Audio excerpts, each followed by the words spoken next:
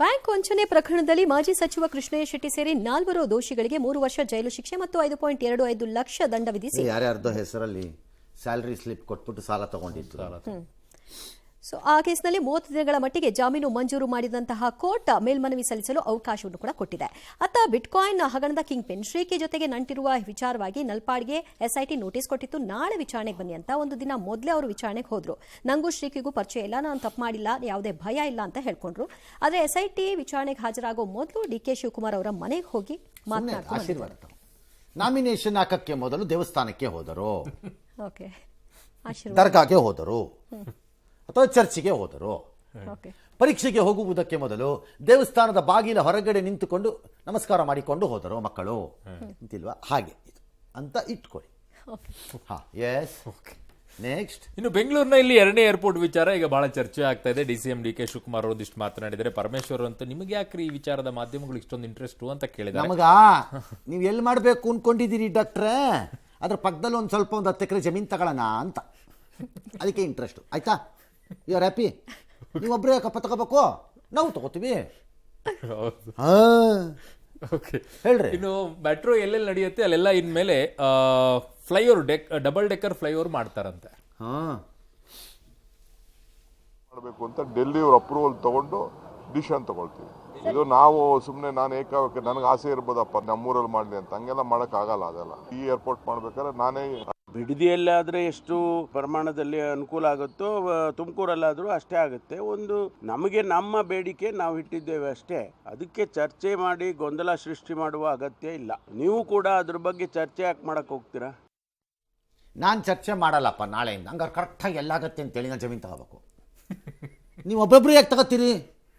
ಬರೀ ನೀವೇ ತಗೋತೀರಂತೆ ಎಲ್ಲರೂ ಅಂತ. ನೀವೇ ಅಲ್ಲ, ಅವ್ರು ತಗೊಂಡ್ಬಿಟ್ಟು ಅನೌನ್ಸ್ ಮಾಡಿ. ಅದಕ್ಕೆ ನನ್ಗೆ ಹೇಳ್ಬಿಡಿ, ನಾನು ಇನ್ಮೇಲೆ ಚರ್ಚೆ ಮಾಡಲ್ಲ. ನಾವು ಸೈಲೆಂಟಾಗಿ ಮಾಡ್ಕೋತೀವಿ ಅಂತ. ಸೈಲೆಂಟಾಗಿ ನಾನು ಮಾಡ್ಕೊಳ್ಳಲ್ಲ, ನಾನು 100 ಜನಕ್ಕೆ ಹೇಳ್ಕೊಟ್ಬಿಡ್ತೀನಿ. ನಾನು ಮಾಡಲ್ಲ, ನಂಗೆ ಬೇಡ ಬೇರೆಯವರು ಎಲ್ಲರಿಗೂ ಹೇಳ್ಕೊಟ್ಬಿಡ್ತೀನಿ. ಅಲ್ಲಂತೆ ತಗ ಹಿಂಗೆ ಮಾಡಿ ಈಗ ರೇಟ್ ಜಾಸ್ತಿ ಮಾಡಿ ಇಟ್ಬಿಟ್ಟಿದ್ದಾರೆ ಸರ್.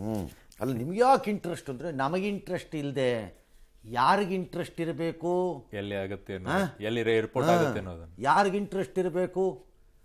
ಅವ್ರ ಪರ್ಸನಲ್ ವಿಷಯನ. ಎಸ್. ಇನ್ನು ರಾಜ್ಯ ಬಿಜೆಪಿಯಲ್ಲಿ ದಂಗಲ್ ನಿಲ್ಲುವಂತೆ ಕಾಣಿಸ್ತಾ ಇಲ್ಲ. ಪಕ್ಷದ ಬೆಳವಣಿಗೆಗಳ ಬಗ್ಗೆ ಬೇಸರ ವ್ಯಕ್ತಪಡಿಸಿರುವ ಸಂಸದ ಬಸವರಾಜ ಬೊಮ್ಮಾಯಿ ಯಡಿಯೂರಪ್ಪ ಮಧ್ಯಸ್ಥಿಕೆಗೆ ಆಗ್ರಹಿಸಿದ್ದಾರೆ. ಆದರೆ ತಟಸ್ಥ ಬಣದ ಧೋರಣೆಗೆ ವಿಜಯೇಂದ್ರ ತೀವ್ರ ಅಸಮಾಧಾನವನ್ನು ವ್ಯಕ್ತಪಡಿಸಿದ್ದಾರೆ. ಫೆಬ್ರವರಿ 20ರೊಳಗೆ ಬಿಜೆಪಿ ಅಧ್ಯಕ್ಷರ ಆಯ್ಕೆ ಪ್ರಕ್ರಿಯೆ ಮುಗಿಯುತ್ತೆ ಎನ್ನುವ ವಿಶ್ವಾಸವನ್ನು ವ್ಯಕ್ತಪಡಿಸಿದ್ದಾರೆ. ದೆಹಲಿಯಿಂದ ಬರಿಗೈಲಿ ಬಂದ ಭಿನ್ನರ ಬಗ್ಗೆ ರೇಣುಕಾಚಾರ್ಯ ಲೇವಡಿಯಾಡಿದ್ದಾರೆ. ಹೈಕಮಾಂಡೇ ತಟಸ್ಥ ಅವರೇ ಈ ಲೋಕಲ್ ತಟಸ್ಥ ತಂಡಗಳು ಏನು ಮಾಡ್ತವೆ? ಏನಾಗಲ್ಲ. ನೀವು ಉದ್ಧಾರ ಆಗಬಾರ್ದು, ನೀವು ಟೆನಿ ಕಾಸ್ಟ್ ನನ್ನ ಪ್ರಕಾರ ಆಗಲೇಬಾರದು. ಮುಂದಕ್ಕೆ ಹೋಗಿ. ಇನ್ನು ಸಬ್ಕಾ ಸಾಥ್ ಸಬ್ಕಾ ವಿಕಾಸ್ ಎಂಬ ಭಾವನೆಯನ್ನು ಕಾಂಗ್ರೆಸ್ನಿಂದ ಬಯಸೋದು ತಪ್ಪಾಗುತ್ತೆ ಅಂತ ಪ್ರಧಾನಿ ಮೋದಿ ಟೀಕಿಸಿದ್ದಾರೆ. ರಾಷ್ಟ್ರಪತಿಗಳ ಭಾಷಣದ ವಂದನಾ ನಿರ್ಣಯದ ಮೇಲೆ ರಾಜ್ಯಸಭೆಯಲ್ಲಿ ಮಾತನಾಡಿದ್ರು.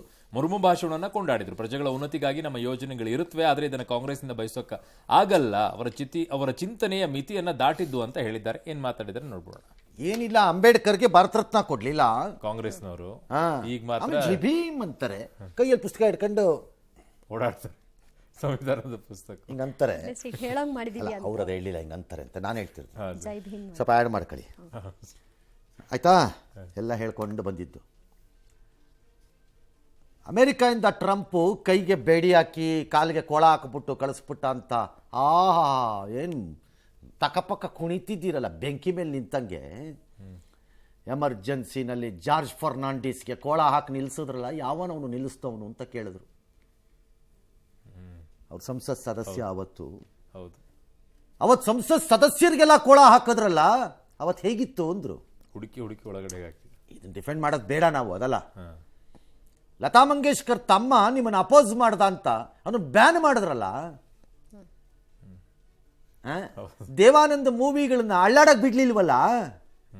ಇದೆಲ್ಲ ಹೇಳ್ಕೊಂಬಂದ್ರು. ನೀವು ಬಂದು ನಮಗೆ ಪಾಠ ಹೇಳ್ತಿದ್ದಂತೆ. ಇವತ್ತು ಆಕ್ಚುಲಿ ಚೆನ್ನಾಗಿತ್ತು. ಹಿಸ್ಟ್ರಿ ವೈಸು ಮಿಕ್ಕಿದ ಪಾಲಿಟಿಕ್ಸು ಬಿಡಿ, ಹಿಸ್ಟ್ರಿ ವೈಸ್ ಮಿಕ್ಕಿದ politics history wise yes. Bengaluru ಜಲಮಂಡಳಿಯ ನೀರಿನ ಕರ ಹೆಚ್ಚಿಸೋಕೆ ತಯಾರಿ ನಡೆಸಿರುವ ಹೊತ್ತಲ್ಲೇ ಅಥವಾ ರಾಜ್ಯಸಭೆಯಲ್ಲಿ ಸಿಲಿಕಾನ್ ಸಿಟಿಯ ಜಲ ಸಮಸ್ಯೆಯನ್ನ ಮಾಜಿ ಪ್ರಧಾನಿ ಅವರು ಮಾತನಾಡಿದ್ದಾರೆ. ದೇವೇಗೌಡರು ಬೆಂಗಳೂರಿನ 1.5 ಕೋಟಿ ಜನಸಂಖ್ಯೆಗೆ 50 ಟಿಎಂಸಿ ನೀರು ಬೇಕಾಗಿದೆ, ಆದ್ರೆ ಈಗ ಬರೀ ಸಿಗ್ತಾ ಇರೋದು 20 ಟಿಎಂಸಿ ಮಾತ್ರ. ಮುಂದೆ ನೀರಿನ ಸಮಸ್ಯೆ ಆಗುತ್ತೆ ಅಂತಿದ್ದಾರೆ. ನನ್ನ ಜೀವನದ ಕೊನೆಯ ಆಸೆ ಅದು. ಮನಮೋಹನ್ ಸಿಂಗ್ ಬಳಿ ಭಿಕ್ಷೆ ಬೇಡಿದೆ, ಬಟ್ ಅವ್ರೇನು ಕರಗಲಿಲ್ಲ ಅದಕ್ಕೆ. ಮೋದಿ ಮಾತ್ರ ಈ ಸಮಸ್ಯೆ ಬಗೆಹರಿಸೋಕೆ ಸಾಧ್ಯ ಅಂತ ಅವ್ರ ನಂಬಿಕೆ. ಕಾವೇರಿ ಪೋರ್ಟಲ್ ಸಮಸ್ಯೆ ಸರಿ ಹೋಗಿದೆ, ಹೀಗಾಗಿ ಸಬ್ ರಿಜಿಸ್ಟ್ರಾರ್ ಕಚೇರಿಗಳಲ್ಲಿ ನೋಂದಣಿ ಪ್ರಕ್ರಿಯೆ ಆರಂಭವಾಗಿದೆ. ಎಲ್ಲಾ ಕಡೆ ಜನವೋ ಜನ. ಸದ್ಯ ಕೆಲವರ ಉದ್ದೇಶಪೂರ್ವಕ ಕೃತ್ಯದಿಂದ ಪೋರ್ಟಲ್ನಲ್ಲಿ ಸಮಸ್ಯೆ ಆಗಿತ್ತು, ಬಗೆಹರಿಸಿದ್ದೀವಿ, ಹೀಗಾಗದಂತೆ ನೋಡ್ಕೊಳ್ತೀವಿ ಅಂತ ಕೃಷ್ಣ ಬೈರೇಗೌಡ ಹೇಳಿದ್ದಾರೆ. ಟ್ರಂಪ್ ಅಧ್ಯಕ್ಷರಾದ ಕೂಡಲೇ ವಿಶ್ವ ಆರೋಗ್ಯ ಸಂಸ್ಥೆಯಿಂದ ಹೊರಬಂದಿತ್ತು ಅಮೆರಿಕ. ಈಗ ವಿಶ್ವಸಂಸ್ಥೆಯ ಮಾನವ ಹಕ್ಕುಗಳ ಆಯೋಗದಿಂದಲೂ ಕೂಡ ಹೊರಬಂದಿದೆ. ಚೀನಾ ಮತ್ತು ಇರಾನ್ಗೆ ಯುಎನ್ಎಚ್ಎಸ್ಆರ್ಸಿ ರಕ್ಷಣೆ ಇದೆ, ಅದಕ್ಕೆ ನಾವು ಅದರಿಂದ ಹೊರಬಂದಿದ್ದೀವಿ ಅಂತ ಟ್ರಂಪ್ ಪ್ರಕಟಿಸಿದ್ದಾರೆ. ಇನ್ನು ಪನಾಮ ಕಾಲುವೆಯಲ್ಲಿ ತಮ್ಮ ದೇಶದ ನೌಕೆಗಳಿಗೆ ಉಚಿತವಾಗಿ ಸಂಚರಿಸೋಕೆ ಪನಾಮ ದೇಶ ಅವಕಾಶ ಕೊಟ್ಟಿದೆ ಅಂತ ಅಮೆರಿಕ ಹೇಳಿಕೊಂಡಿತ್ತು. ಆದರೆ ಅಂತ ಯಾವುದೇ ರಿಯಾಯಿತಿ ಕೊಟ್ಟಿಲ್ಲ ಅಂತ ಪನಾಮ ದೇಶ ಸ್ಪಷ್ಟಪಡಿಸಿದೆ. ಅತ್ತ ಗಾಜಾದಲ್ಲಿರುವ ಪ್ಯಾಲೆಸ್ತೀನರನ್ನ ಶಾಶ್ವತವಾಗಿ ಬೇರೆಡೆಗೆ ಶಿಫ್ಟ್ ಮಾಡ್ತೀವಿ ಅಂತ ಟ್ರಂಪ್ ಮಾತಿಗೆ ಭಾರಿ ವಿರೋಧ ವ್ಯಕ್ತವಾಯಿತು.